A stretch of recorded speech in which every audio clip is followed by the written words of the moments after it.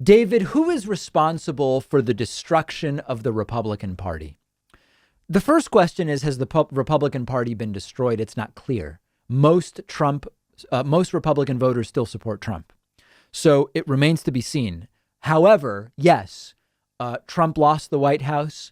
In 2018, Trump's nonsense lost the House for Republicans.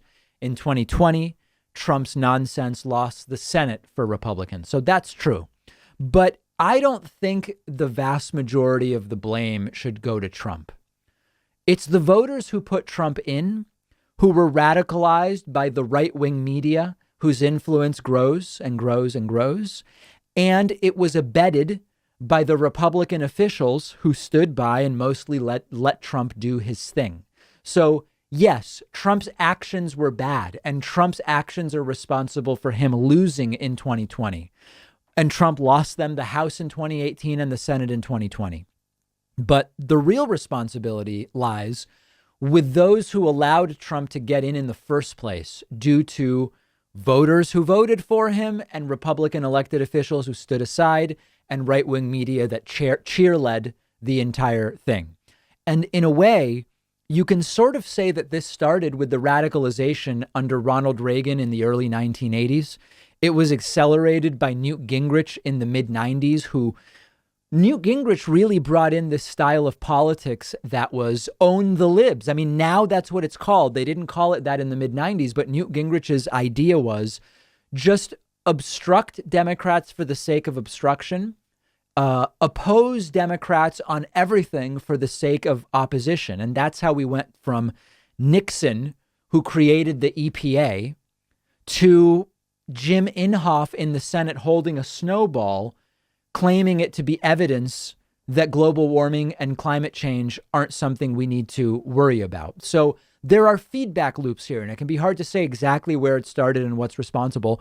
Trump is hugely guilty for damaging the Republican Party, but Trump doesn't get to be president or even Republican nominee were he not enabled by Republican voters and right-wing media.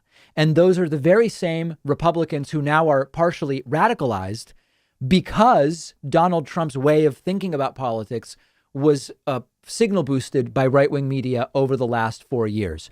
So when I really think about blame in terms of the future of the Republican Party, which is still a question mark, Trump was and has been exactly who we believed that he was. Now, a lot of right-wing voters didn't believe it, but we knew who Trump was. He doesn't care about anybody but himself. He ignored what is his real job and instead lobbed attacks at enemies, didn't do the things he had to do, mishandled every major challenge. And then when he lost eventually, which was the right outcome based on his actions, he blamed everybody else for that as well. And when we say who is ultimately really responsible, it is Trump, but it's right-wing media and it's Republican elected officials who could have stopped this a long time ago. And it's Republican voters as well. And that leads us to, what does a rebuilt Republican Party look like?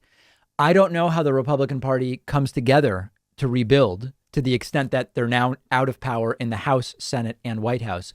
How do they rebuild without dealing with the QAnon, OAN, Newsmax, Trumpy wing?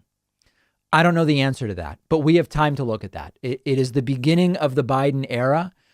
Come Monday, I will have a report for you about, has Joe Biden gotten done the things he said were week one and day one priorities? This is a different phase, but we will see what the future of the Republican Party is. Stay with us for the bonus show. Get instant access by becoming a member at joinpakman.com.